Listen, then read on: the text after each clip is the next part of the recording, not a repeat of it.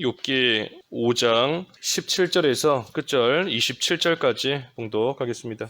볼지어다 하나님께 징계받는 자에게는 복이 있나니 그런즉 너는 전능자의 징계를 업신여기지 말지니라. 하나님은 아프게 하시다가 싸매시며 상하게 하시다가 그의 손으로 고치시나니 6가지의 환난에서 너를 구원하시며 7가지의 환난이라도 그 재앙이 내게 미치지 않게 하시며 기근 때의 죽음에서 전쟁 때의 칼의 위험에서 너를 구원하실 터인즉 내가 혀의 채찍을 피하여 숨을 수가 있고 멸망이 올 때에도 두려워하지 아니할 것이라. 너는 멸망과 기근을 비웃으며 들짐승을 두려워하지 말라.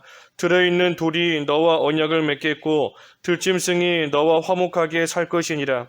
내가 내 장막의 평안함을 알고 내 우리를 살펴도 잃을 것이 없을 것이며 내 자손이 많아지며 내 후손이 땅의 풀과 같이 될 줄을 내가 알 것이라. 내가 장수하다가 무덤에 이르리니 마치 곡식단을 제때에 들어올림 같으니라. 볼지어다 우리가 연구한 바가 이와 같으니 너는 들어보라. 그러면 내가 알리라. 제목은 그 17절의 말씀대로 하나님의 징계를 받는 자가 복이 있음. 하나님의 징계를 받는 자가 복이 있음 제목입니다. 17절에 볼지어다 하나님께 징계받는 자에게는 복이 있나니 그런즉 너는 전능자의 징계를 업신여기지 말지니라 그랬습니다. 우리가 어제 말씀을 통해서 보았지만 이 낮아지는 것이 중요하다 그랬습니다. 낮아지면 하나님께서 높여주시고 그것이 하나님이 정해놓으신 이치이고 진리다 그랬어요. 낮아지면 높여주시는 것, 교만하면 망하게 되는 것. 그래서 이 세상의 사람들의 상식과는 정반대인 겁니다. 세상에서는 사람들이 자기를 높이면 높아지는 것 같지만 하지만 하나님 앞에서는 반대예요. 자기를 낮아져야 하나님이 높여주시는 그러한 역사가 따라오는 겁니다. 그래서 우리가 우리 스스로 낮아지는 것이 제일 좋은데 우리가 낮아지지를 않으니 우리가 우리 자신을 낮추지를 않으니 하나님께서 사랑하시는 우리를 내버려 두실 수가 없고 하나님이 우리를 고난을 통해서 낮추셔서 마침내는 높여주시는 그러한 은혜 가운데 들어가도록 하나님께서 해나가신다 그랬습니다.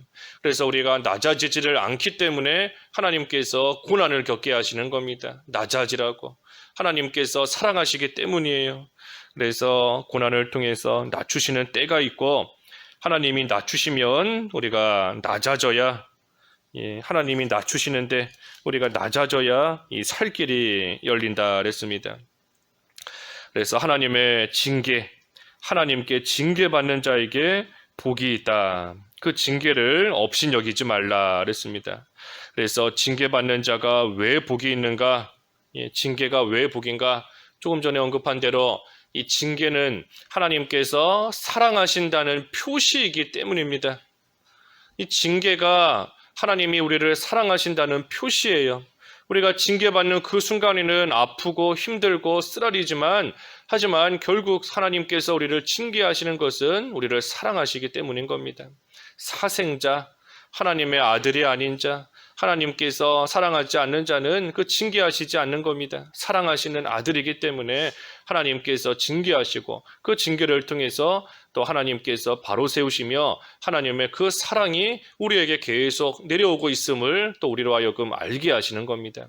그러니 이 징계가 없는 것이 좋은 게 아니라 징계가 있어야 좋은 겁니다.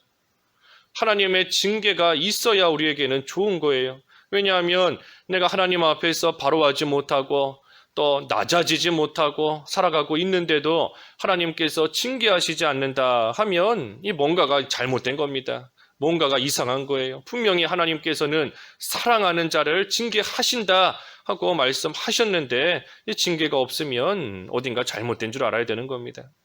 그래서 하나님의 징계가 사랑하신다는 표시인 것이고 또 한편으로는 이 높여주신다는 표시인 겁니다. 하나님의 징계는 우리를 높여주신다는 표시예요. 그래서 어제도 계속 증거한 것처럼 우리가 하나님의 징계의 그 고난, 그 고난을 통해서 낮아지게 하나님이 하시는 것이고, 하지만 하나님께서 낮추시는 것은 우리가 낮아지면 다시금 높여주시기 위해서, 높여주시기 위해서 하나님께서 징계의 고난을 겪게 하시는 겁니다. 하나님께서 우리를 낮추시지 않으면 우리가 이 세상에서 나 하고 싶은 대로, 내 마음대로, 우리 사람은 다 죄를 가지고 태어나기 때문에, 사람은 악하기 때문에 하나님께서 징계하시지 않으면 자기 마음대로 죄 짓고 살다가 결국은 완전히 망할 수밖에 없는 겁니다. 그러니 하나님께서 그러한 가운데 들어가지 않도록 하나님께서 우리를 존귀한 자로 삼아주셨는데 그 존귀한 그 가치를 지키며 살아가도록, 존귀하다는 것은 높다는 겁니다. 높다는 거예요. 이 세상에서 죄짓고 악한 가운데 살아가는 것은 이 천하고 비천한 겁니다. 하지만 하나님께서 우리를 존귀한 자로 삼아주셔서 우리는 높은 곳에서, 위에서 우리는 살아가는 그러한 자들인데, 우리가 그러한 삶이 못되면 하나님께서 우리를 일시적으로 그 비참한 가운데 낮추시는 겁니다. 낮추셔서 여기가 우리가 있어야 될 자리가 아니구나, 여기가 내가 있을 곳이, 내가 머물 곳이 아니구나, 그런데 내가 왜 이런 낮은 자리에 지금 있을까 하는 것을 생각하며 깨닫고 돌이켜서 다시금 있어야 될 높은 자리, 존귀한 그곳으로 하나님께서 올려주시는 그러한 은혜 가운데 들어오도록 하시기 위해 우리를 징계하시는 겁니다. 낮추시는 거예요. 그래서 하나님께서 우리를 징계하시는 것은 사랑한다, 사랑하신다는 표시인 것이고, 또 한편으로는 하나님께서 우리를 높여주신다는, 다시금 회복시켜 주신다는, 다시금 존귀한 자로 살아갈 수 있게끔 하나님께서 만들어 주신다는 그러한 표시인 겁니다. 그러니 우리가 이 징계의 고난이 참으로 힘들고 아프고, 아픈 겁니다. 징계받으면 아파요. 회초리에 맞으면 아프고 쓰라린 겁니다. 눈물이 나고, 아프하지만, 하지만 그러한 징계, 그것을 통해서 하나님께서 다시금 우리를 높여주시려는 하나님의 뜻이 있는 줄을 알고 우리가 그것을 잘 깨달아야 여기 있는 말씀처럼 그 징계를 업신여기지 않을 수 있고, 업신여기지 않을 수 있는 겁니다. 하나님의 그 뜻을 모르면 우리가 이 징계의 고난 받을 때에도 그저 하나님께서 왜 이렇게 힘든 일을 겪게 하시는가, 하나님께서 왜 이렇게 나를 아프게 하시는가, 우리가 그 징계를 가볍게 여기고 업신여기게 되는 겁니다. 하지만 하나님의 뜻을 알아야 돼요. 내가 참으로 이 비천한 가운데서 망하지 않도록 하나님께서 다시금 높여주시려는 하나님의 뜻이 있다는 것을 우리가 확실히 깨달아야 그 징계에 대해서 낙심하지도 않을 수 있고 가볍게 여기지도 않을 수 있고 온전히 그 징계를 잘 받고 그것을 통해서 다시금 회복이 되는 겁니다. 회복이. 그래서 18절에도 그랬죠. 18절에 하나님은 아프게 하시다가 싸매시며 상하게 하시다가 그의 손으로 고치시나니, 이랬습니다. 이게 하나님의 역사인 겁니다. 아프게 하시지만 아프게 하셔서 그 아픈 가운데 죽도록 하나님께서 내버려 두시는 게 아닌 겁니다. 상하게 하셔서 하나님께서 그 상한 가운데 완전히 멸망하게 하시는 게 아니에요. 아프게 하시다가도 싸매어 주시고 상하게 하시다가도 다시 고쳐주시는, 찢으셨다가도 낫게 하시고 치셨다가도 싸매어 주시는 것이 하나님의 역사인 것이고 하나님이 사랑하시는 자녀들에게 베푸시는 하나님의 은혜이고 복인 겁니다. 아까 17절 그 하반절에 너는 전능자의 징계를 업신여기지 말지니라 그랬습니다. 전능자의 징계. 전능자의 징계이기 때문에 이 징계가 올 때에 사람이 우리 스스로 그것을 없앨 수가 없습니다. 그 징계를 내 힘으로 어떻게 없앨 수가 없어요. 전능하신 하나님께서로부터 오는 그러한 징계이기 때문에 우리 스스로의 힘으로는 어찌할 수가 없는 겁니다. 그 고난을. 하지만 반대로 말하면 하나님께서 내리시는 징계이기 때문에 하나님께서 고치실 수 있는 겁니다. 하나님만이 고치실 수 있는 거예요. 다른 사람들이 아무리 그 고난 가운데서 건져주려고 한다 한들 할 수 없는 겁니다. 내 스스로의 힘으로 아무리 빠져나오겠다 한들 나올 수 없어요. 하나님만이 하실 수 있는 겁니다. 하나님만이 고치실 수 있는 겁니다. 없애실 수 있는 것, 그 징계의 고난을 없애실 수 있는 것은 오직 하나님이세요. 그런데 하나님께서 이처럼 없애실 수 있고 고치실 수 있음에도 불구하고 왜 안 고쳐주시는가? 하나님께서 안 고쳐주시는 겁니다. 하나님께서 못 고치시는 게 아니에요. 얼마든지 고치실 수 있지만 하나님께서 안 고치시고 이 고난, 이 징계, 이 재앙 하나님께서 얼마든지 없애실 수도 있지만 하나님께서 없애시지 않는 것은 그만한 이유가 있는 겁니다. 뜻이 있기 때문에 하나님께서 안 고쳐주시고 하나님께서 없애시지 않는 겁니다. 그 뜻이 뭔가? 그 뜻이 뭔가? 아까 본 겁니다. 하나님께서 나를 사랑하신다는 그 사랑을 좀 깨달으라는 겁니다. 하나님의 사랑을 깨달아 알라는 거. 부모가 자녀가 잘못할 때 그 자녀를 회초리로 때리면 이 부모의 마음이 더 아픈 겁니다. 회초리에 맞는 그 자녀는 이 아파서 아프다고 우는 거지만 사실 부모의 마음은 더 찢어지는 거예요. 더 찢어지고 더 아픈 겁니다. 하지만 부모의 마음이 찢어지면서도 그 자녀를 회초리로 때리는 것은 사랑하기 때문에 어긋난 길로 완전히 빗나가지 않도록 하기 위해서 그 아픔을 머금으며 눈물을 삼키며 그 자녀를 징계하는 것처럼 하나님께서 그 징계를 통해 우리를 얼마나 사랑하시는가 그 사랑을 좀 깨달아 알라는 거예요. 그러니 하나님께서 안 고치시는 것이 아니라 못 고치시는 것이 아니라 안 고치시는 것은 우리로 하여금 그 하나님의 사랑을 깨달아 알고 하나님 앞에서 다시금 회복되는 그러한 은혜 하나님께서 높여주시는 그 가운데 다시 높아지라고 하나님께서 그때까지 안 고치시고 하나님께서 내버려 두시는 겁니다.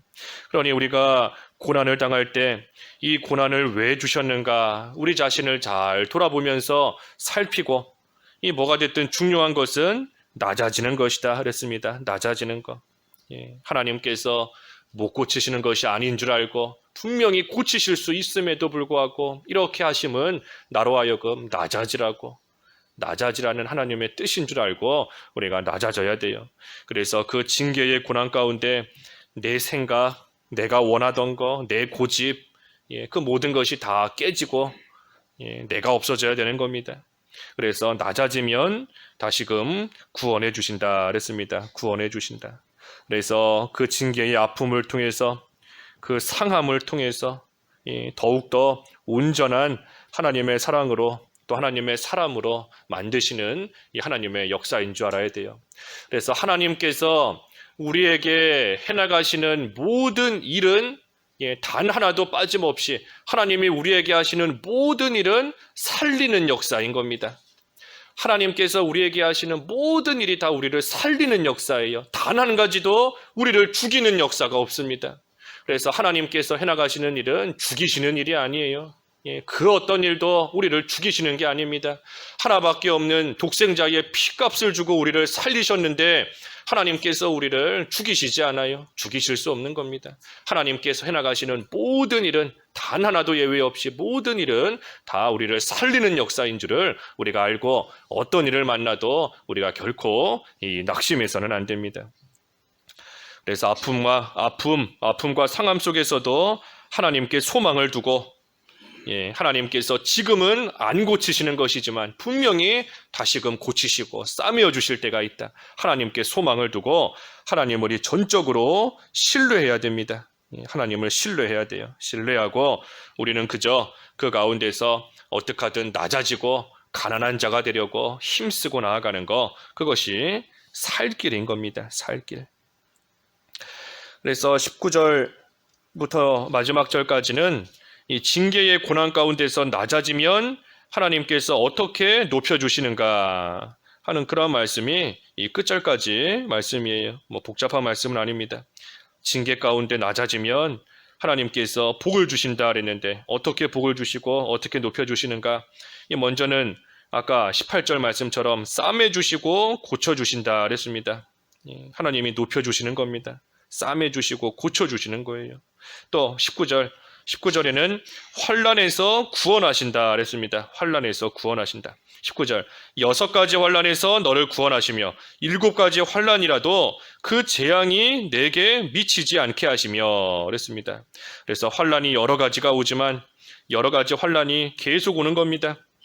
6가지, 7가지 환란이 오지만 그 재앙이 내게 미치지 않게 하신다. 이 우리가 환란을 당할 때가 있지만 이 환란의 재앙이 우리에게 완전히 미치는 게 아닙니다. 만약에 환란의 재앙이 우리에게 완전히 미쳤다라고 하면 우리는 뭐 이미 죽었을 거예요. 이미 죽어서 이 세상에 살아있을 수가 없는 겁니다. 하지만 하나님께서 비록 여러 가지 그 환란을 당하게 하시지만 그 가운데 우리로 하여금 완전히 망하지는 않도록 하나님께서 비록 그 환란을 통해 우리를 낮추시지만 완전히 멸망하지는 않도록 하나님께서 지키시고 그 가운데서 낮아지면 다시금 또 높여주시는 겁니다. 그래서 환란에서 구원하신다. 20절은 이 기근과 전쟁에서 구원하신다 그랬어요. 기근과 전쟁에서 구원하신다. 기근 때의 죽음에서, 전쟁 때의 칼의 위협에서 너를 구원하실 터인즉. 그래서 기근, 전쟁, 특별히 영적 기근, 영적 전쟁에서 우리를 건지시는 겁니다. 영적 기근에서 건지시고 영적 전쟁에서 승리할 수 있도록 구원하신다. 또 21절, 혀의 채찍을 피하게 하신다 그랬어요. 21절, 내가 혀의 채찍을 피하여 숨을 수가 있고 멸망이 올 때에도 두려워하지 아니할 것이라. 그래서 혀의 채찍, 다른 사람이 악한 말로 비방하는 것이 혀의 채찍인 겁니다. 혀가 마치 채찍이 돼서 우리를 때리는 것처럼 아프지 않습니까? 아픈 거예요. 다른 사람의 비방, 또 헐뜯는 말, 그런 말들이 있지만 그 가운데서 또 해를 당하지 않게 하신다 하는 겁니다. 멸망하지 않게 하신다. 22절은 이 들짐승과 화목하게 하신다. 22절과 23절, 너는 멸망과 기근을 비웃으며 들짐승을 두려워하지 말라. 들에 있는 돌이 너와 언약을 맺겠고 들짐승이 너와 화목하게 살 것이니라. 그래서 들짐승과 화목하게 된다 그랬어요.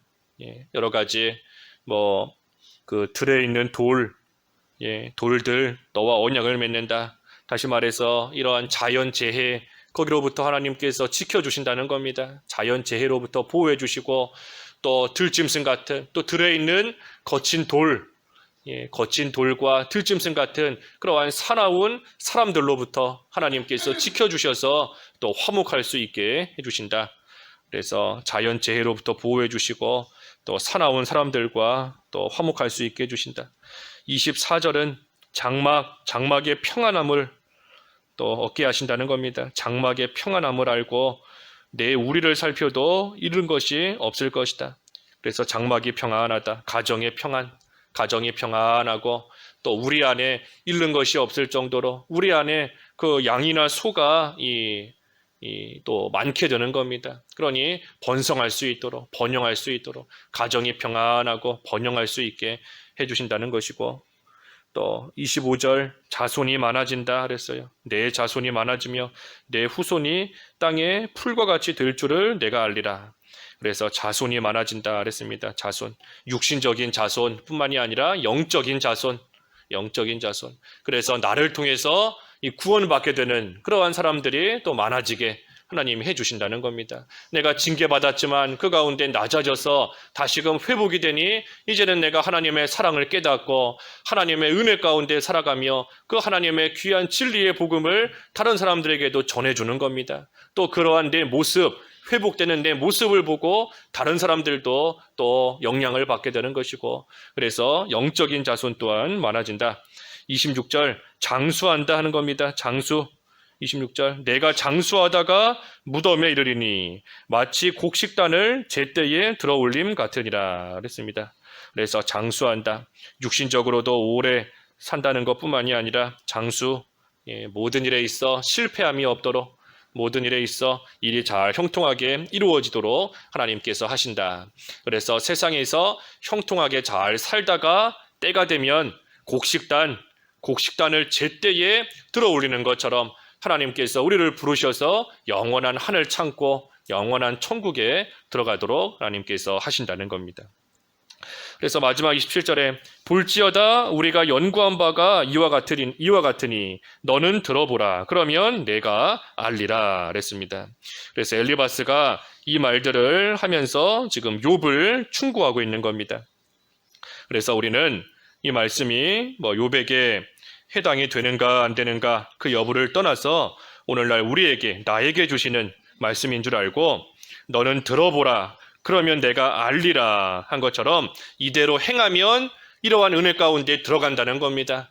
이대로 행하면 이 말씀을 듣고 이대로 행하면 하나님께서 이와 같이 이루어 주시는 것을 알게 되는 겁니다. 그러니 우리도 나에게 주시는 말씀인 줄 알고 우리가 이 말씀대로 잘 듣고 행하여서 참으로 믿음의 신앙의 유익을 얻는 그러한 생활, 징계를 받는 자가 복이 있다 그랬으니 단순히 그저 징계를 그냥 받는 게 아닙니다. 징계 가운데서 낮아지는 거예요. 낮아지는 거. 그게 징계를 잘 받는 겁니다.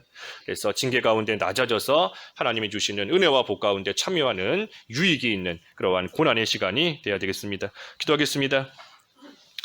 하나님 아버지, 하나님의 징계를 받는 자가 복이 있다 하셨사오니 징계의 고난이 육신적으로는 힘들고 아프고 쓰라리지만 그 가운데서 하나님의 선한 뜻을 깨닫고 참으로 낮아지고 가난한 자가 되어서 마침내는 하나님께서 높여주시며 다시금 회복시켜주시는 그러한 은혜와 복을 다 받을 수 있는 저희들 될 수 있도록 인도해 주시옵소서. 예수님의 이름으로 기도하옵나이다. 아멘.